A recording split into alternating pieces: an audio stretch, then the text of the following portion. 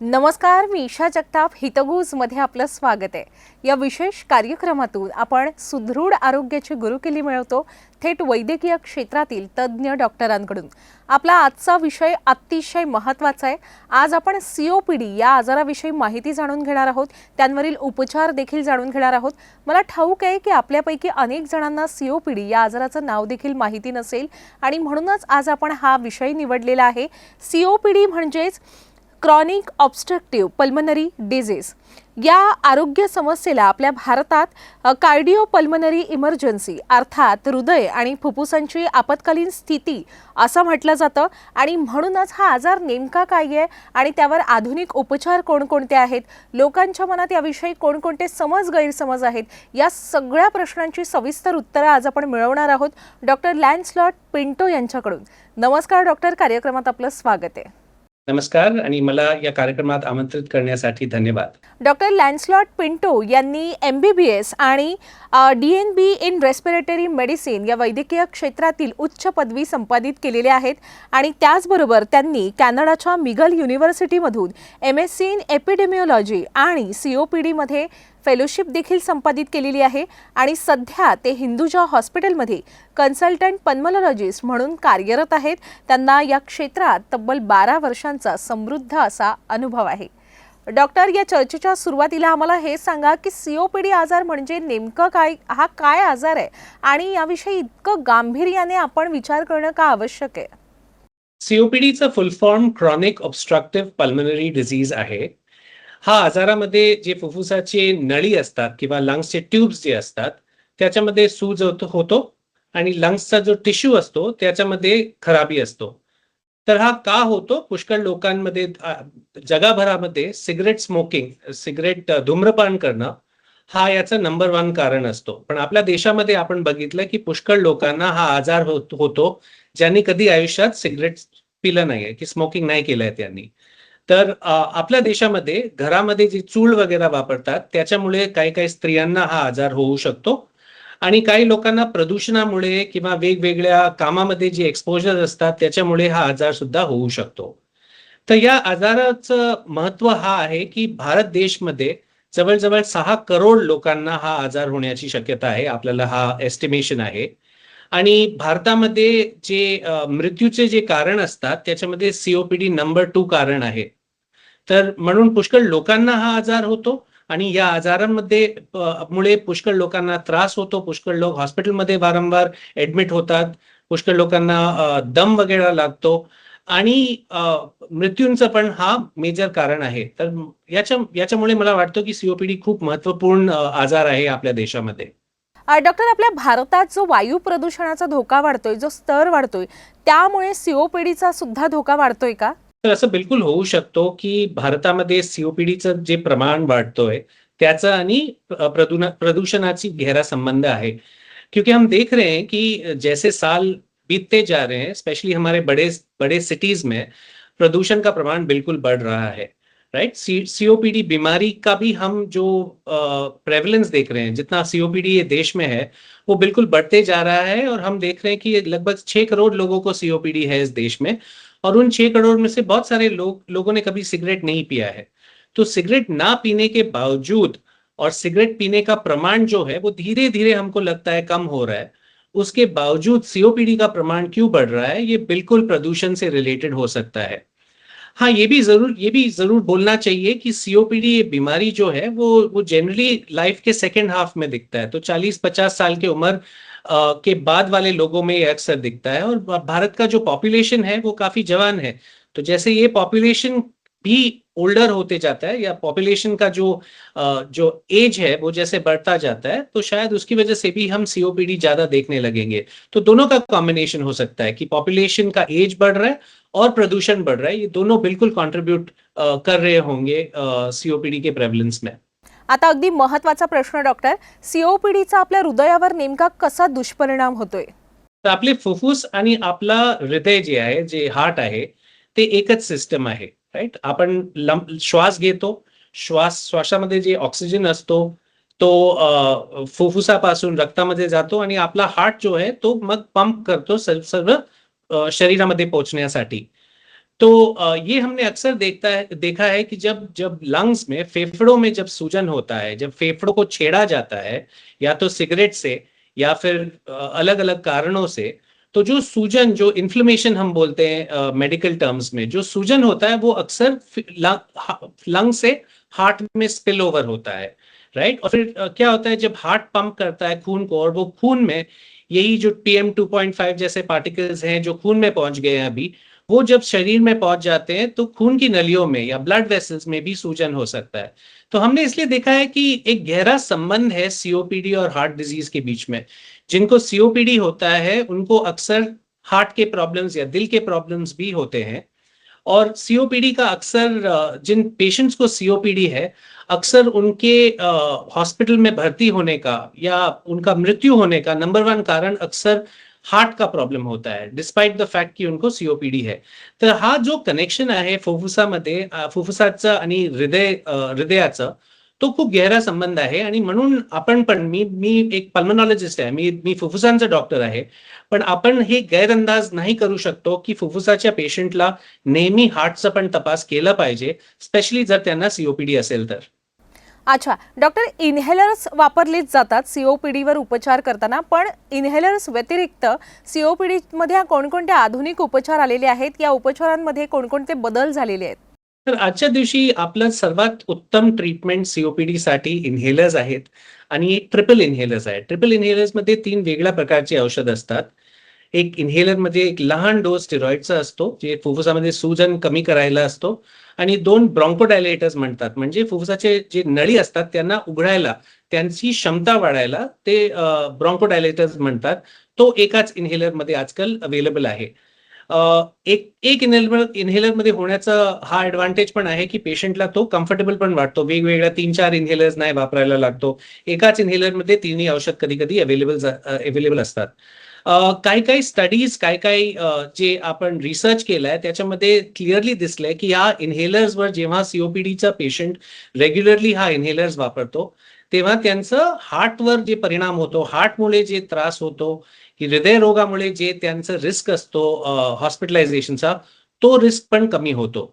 तो हमारे लिए ये बहुत नया रिसर्च है, हमारे लिए बहुत एक्साइटिंग है कि भले ही आप इन्हेलर आप अपने लंग्स के लिए ले रहे हो, अपना दम कम करने के लिए ले रहे हो, अपना सांस बेहतर करने के लिए ले रहे हो, लेकिन वो इन्हेलर का जो एडवांटेज है, जो फायदा है, वो आपके हृदय पे, आपके दिल पे भी हो रहा है. और जिनको सीओपीडी है, वो जब ये इन्हेलर्स रेगुलरली लेंगे तो उनके जो जो जो तकलीफें हैं, उनके जो सिम्टम्स हैं, उनका दम, खांसी, बलगम जो आना रहता है, वो तो बेहतर होगा ही ये इन्हेलर्स की वजह से, लेकिन उनके लंग्स से उनके हार्ट को भी प्रोटेक्शन मिलेगा, उनके दिल को भी प्रोटेक्शन मिलेगा. तो यही सबसे नया रिसर्च है सीओपीडी में. इसके अलावा अलग अलग दवाइयों पे रिसर्च हो रहा है जो इन्फेक्शन के रिस्क थोड़ा कम कर देते हैं. नए सर्जरीज देखे जा रहे हैं जिससे फेफड़ों में जो डैमेज है उनको फिक्स कैसे किया जाता है. पेशेंट्स जिनको सीओपीडी होता है उनको बार बार इन्फेक्शन होने के चांसेस ज्यादा होते हैं, तो इन्फेक्शंस को प्रिवेंट करने के लिए, इन्फेक्शंस का को कम करने के लिए अलग अलग दवाइयों पे रिसर्च हो रहा है, वैक्सीन्स पे रिसर्च हो रहा है. हमारे पास नए वैक्सीन्स है जो आपको कोई कोई इन्फेक्शन से प्रोटेक्ट कर सकते हैं.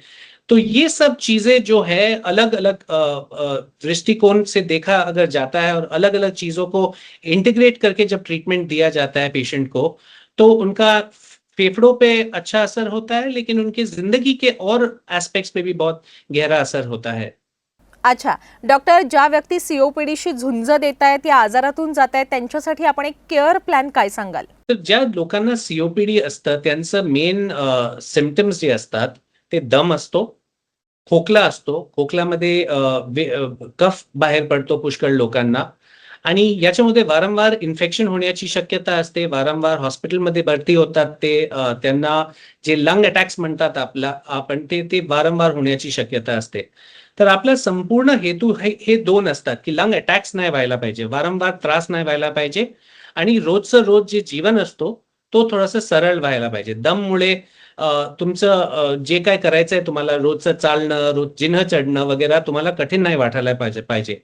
तर हे आपण कसं अचीव करू शकता, जर तुमचं पंप इन्हेलर तुम्ही व्यवस्थित रेग्युलरली घेणार, तर हे त्रास वाढण्याची शक्यता कमी होतो. हॉस्पिटलमध्ये भरती होण्याची शक्यता कमी होतो आणि दम डेफिनेटली कंट्रोलमध्ये येतो. तर आपल्याकडे नवीन चांगले इन्हेलर्स आहेत जे तुम्ही जर रेग्युलरली वापरलं तर त्याच्याने तुमच्या फुफ्फुसांवर खूप चांगले परिणाम होणार. तर हा एक गोष्ट असलं. दुसरं गोष्ट आपला ऍक्टिव्हिटी असतो. आपल्याकडे पल्मनरी रिहॅबिलिटेशन म्हणून काही एक्सरसाइजेस असतात जे फिजिओथेरपिस्ट बरोबर आपण करतो. ते तुम्हाला शिकवणार की जेव्हा तुम्हाला हा आजार असतो तेव्हा कुठल्या प्रकारचं कसं श्वास घेणं चांगलं आहे तुमच्यासाठी, कुठले एक्सरसाइजेस तुमच्यासाठी चांगले आहेत, क्या क्या करने से आप अपने दम को थोड़ा सा कम कर सकते हैं या बेटर एडजस्ट कर सकते हैं ताकि आपको जो कसरत करना है आप अपना स्टैमिना बढ़ा सकते हो, आप अपना जिंदगी थोड़ा सा कंफर्टेबल जी सकते हो जिससे आपको नहीं लगे कि हर चीज करने से पहले आपको 2 बार सोचना पड़े। तो ये एक एस्पेक्ट है। और एक एस्पेक्ट वैक्सीन्स है जो आप निमोनिया के खिलाफ वैक्सीन्स है हमारे पास आजकल, जो कोई कोई वायरसेस के खिलाफ हमारे पास वैक्सीन्स है। अगर आप ये वैक्सीन्स रेगुलरली लोगे तो नंबर वन वो इन्फेक्शंस होने के चांसेस कम हो जाते हैं और दूसरा अगर वो इन्फेक्शंस हुए तो वो इन्फेक्शंस फिर आपके सीओपीडी पर बहुत सिवियर असर नहीं करेंगे, आपके हॉस्पिटल में भर्ती होने के चांसेस कम हो जाएंगे वो सिचुएशंस में। ऑफ कोर्स ये सब में हमको नहीं भूलना चाहिए कि जिस चीज की वजह से आपको सीओपीडी हुआ है उसको डेफिनेटली कंट्रोल करना बहुत जरूरी है। तो अगर आप सिगरेट पीते हो जिसकी वजह से आपको ये बीमारी हुआ है तो सिगरेट छोड़ना बहुत जरूरी है और उसमें भी हमारे पास दवाइयां हैं जो आपको हेल्प कर सकते हैं। अगर समझो आपका एनवायरनमेंट बहुत पोल्यूटेड है, प्रदूषण बहुत ज्यादा है, तो उससे आप जितना प्रोटेक्ट हो सकते हो, भले ही मास्क पहन लो या ऐसे जगह पे बाहर मत जाइए जहां पर बहुत प्रदूषण का लेवल हाई होगा। तो ये थोड़े प्रिकॉशंस लेने से आपका डे टू डे लाइफ या जिंदगी में काफी फर्क पड़ सकता है। तो ये थोड़े प्रिकॉशंस मेरे हिसाब से पेशेंट्स विद सीओपीडी अगर रेगुलरली ले तो उनका जिंदगी ऑलमोस्ट नॉर्मल के नजदीक हो सकता है। डॉक्टर, खरं तर ना जसं मी सुरुवातीला सांगितलं की आजच्या या चर्चेतून आपण सीओपीडी विषयी जे काही समज गैरसमज असतात त्यांची सगळ्यांची उत्तरं आपल्याकडून मिळवणार आहोत. एक ना गैरसमज सामान्यपणे पाहायला मिळतो की इन्हेलर्स जे वापरले जातात ते अडिक्टिव्ह असतात, त्यांची सवय लागू शकते. याविषयी आपण काय सांगाल? तर हा अनफॉर्च्युनेटली आपण फक्त इन्हेलर बाबत असं बोलतो, राईट? डायबिटीसचा पेशंट जर आपला गोळी नाही घेतत किंवा जर आपला औषध नाही घेतलं तर त्यांचं शुगर वाढतो. पण आपण हे म्हणत नाही की डायबिटीसचा पेशंटला गोळीचं अडिक्शन झालंय. आपण फक्त इन्हेलर मध्ये असं म्हणतो. So I am not sure की तो वहम कुठून येतो. पण बेसिकली काय असतो की जेव्हा आपल्याला इन्हेलरचं गरज असतं तेव्हा आपण जर रेग्युलरली इन्हेलर घेतलं तर आपल्याला दम नाही लागतो, खोकला नाही होत. पण जर आपण इन्हेलर बंद केलं तर जो आजार असतो तो आजारामुळे कधी कधी परत दम येऊ शकतो. तर याचा अर्थ हे नाही आहे की आपल्याला इन्हेलरचा सवय झालाय किंवा अडिक्शन झालंय. पण आजार जो आहे तो पुष्कळशः जात नाही आणि म्हणून आपण जेव्हा इन्हेलर बंद करतो तेव्हा तो ओरिजिनल सिम्पटम्स परत येतो. तर आपल्याला फुफ्फुसाचे जे आजार असतात, स्पेशली सीओपीडी सारखा आजार, त्याच्यामध्ये जसं आपण डायबिटीज मध्ये, जसं आपण हाय ब्लड प्रेशर मध्ये, जसं आपण हार्ट डिझीज मध्ये रेग्युलर औषधं घेतो, का घेतो की पुढे जाऊन वाढवायला नाही पाहिजे, तोच ऍटिट्यूडने आपल्याला इन्हेलर घ्यायला लागतो. असं नाही की तुम्हाला ऍडिक्शन होतो, पण गरज आहे तुम्हाला आणि म्हणून जोपर्यंत आपण इन्हेलर घेणार तोपर्यंत तुमच्या फुफ्फुसाला प्रोटेक्शन मिळेल, तुमचा लाईफ नॉर्मल जाईल. बंद केलं तर वाढण्याची शक्यता आहे, but that is just because the disease takes over. जो बीमारी है आपको उसकी वजह से आपको वो दम वापस आ जाता है, इसलिए नहीं क्योंकि आपको आदत पड़ गई है इन्हेलर की. अच्छा, असाच एक गैरसमज हा असतो की एकदा आराम मिळाला की आपण औषधं गोळ्या बंद करू शकतो. याबद्दल काय मार्गदर्शन कराल? तर तोच जसं आपण क्रॉनिक डिझीजेस म्हणतात याला, म्हणजे हा आजार युजली जात नाही. एकदा आपल्याला हा आजार असतो तर नंबर वन तो आजार जात नाही. नंबर टू, जसं वय वाढतो हा आजार जनरली वाढण्याची शक्यता असते, राईट? तर म्हणून आपल्याला जर वाटतो की आज चांगला दिवस आहे, आपल्याला दम नहीं है, खोखला नहीं है, तो क्यों इन्हेलर लिया जाए, चलो बंद कर देंगे आज क्योंकि हमको तो ठीक लग रहा है आज के दिन. तो अगर आप वैसा करोगे तो कुछ दिनों में या तो तुरंत या फिर कुछ दिनों में आपका दम वापस आने का चांस बहुत हाई है या खांसी वापस होने का चांस बहुत हाई है. ये अगेन इसलिए नहीं है क्योंकि आपको इन्हेलर की आदत पड़ गई, ये इसलिए है क्योंकि ये बीमारियां क्रॉनिक है, मतलब ये बीमारियां जाती नहीं है.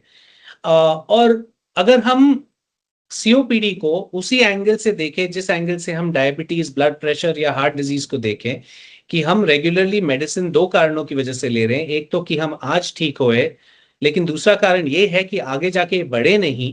अगर उस उद्देश्य से हम इनहेलर्स लेते हैं, तो जिस दिन हमको ठीक महसूस होता है, हमको महसूस होता है कि सब बराबर है, उस दिन पे भी इनहेलर स्किप नहीं करना जरूरी होता है, ताकि आगे जाके ये बीमारी नहीं बढ़े। जसं इनहेलर्स बाबत मी आपल्याला कडून जाणून घेतलं की इनहेलर्सची सवय लागू शकते, त्याचबरोबर लोकांना असं वाटतं की सीओपीडीमुळे आपल्याला वारंवार हॉस्पिटलमध्ये जावं लागू शकतं, रुग्णालयात जाण्याची सवयच लागू शकते आणि सोबतच नेब्युलायझरची सुद्धा सवय लागू शकते असंही वाटतं. याबद्दल काय सांगाल डॉक्टर? तो इनहेलर और नेबुलाइजर दोनों दवाई देने के अलग तरीके हैं। इनहेलर छोटा होता है जो आप अपने हाथ में पकड़ के या तो दबाना पड़ता है, या फिर अलग अलग किस्म के इनहेलर्स आते हैं जो छोटे होते हैं जनरली। तो नेबुलाइजर वही दवा को अलग स्टीम के फॉर्म में दिया जाता है या वाफ के फॉर्म में दिया जाता है, जिसमें एडवांटेज ये होता है, फायदा ये होता है कि इंसान को दबाना नहीं पड़ता है इनहेलर को, इनहेलर का टेक्निक सीखना नहीं होता है, सिर्फ आप एक बटन दबाओ और वो वाफ दिया जाता है और आप साधारण जैसे नॉर्मल सांस लेते हो वैसे ले सकते हो। तो नेबुलाइजर किसी भी तरीके से इनहेलर से ज्यादा बेहतरीन या सुपीरियर नहीं माना जाता है। हम सिर्फ नेबुलाइजर वो कंडीशन में रेकमेंड करते हैं या सुझाव देते हैं लोगों को नेबुलाइजर यूज करने का, जहां किसी कारण से वो इनहेलर नहीं ले पाते हैं। तो समझो आपकी उम्र बहुत ज्यादा है और फिर वो इनहेलर को दबाना मुश्किल है क्योंकि हाथ में इतना ताकत नहीं है हमारे पास, या फिर समझना कि इनहेलर को कैसे एग्जैक्टली लिया जाता है वो अगर किसी कारण से मुश्किल पड़ता है लोगों को, या छोटे बच्चों में कभी कभार अगर इनहेलर किसी कारण से लेना मुश्किल हो, तो वो स्थितियों में हम कभी कभी नेबुलाइजर रेकमेंड करते हैं। बट ये बिल्कुल वहम है कि लोगों में कि नेबुलाइजर इनहेलर से बेहतरीन होते हैं। इनफैक्ट आज के जमाने में हमारे पास बहुत सारे इनहेलर्स हैं जो नेबुलाइजर से शायद बेटर बेटर भी होए।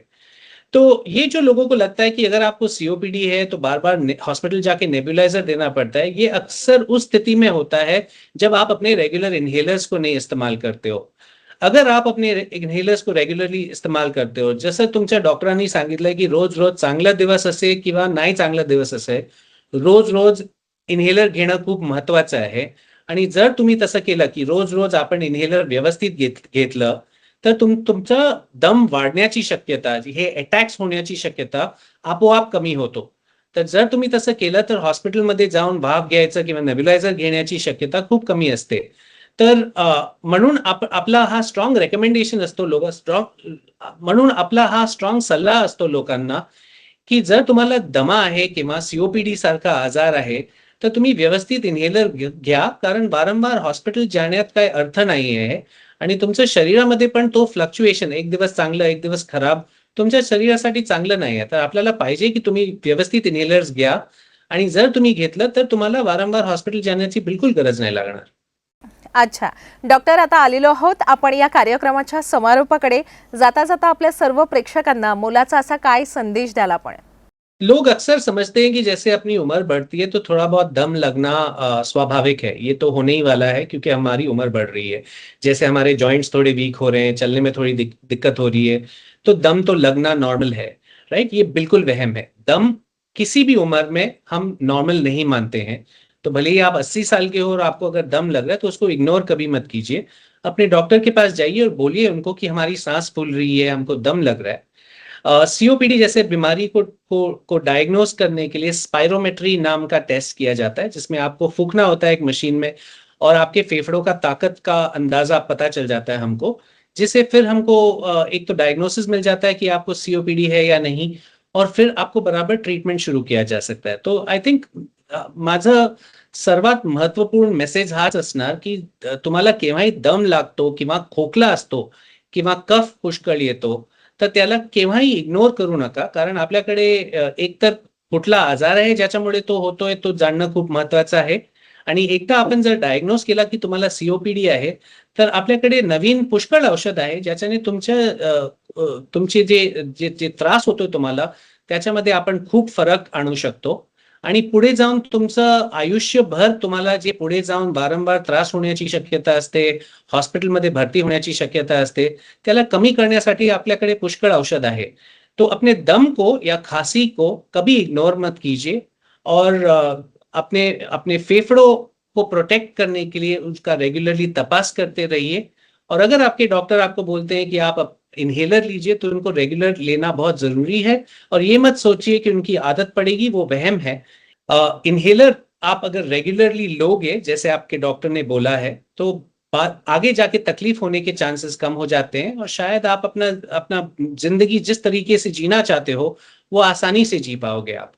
खूप खूप आभार डॉक्टर, आपण या चर्चेत सहभागी झालात आणि आपल्या सर्व प्रेक्षकांना एवढं मौल्यवान मार्गदर्शन केलं त्याबद्दल मी आपले मनापासून आभार व्यक्त करते.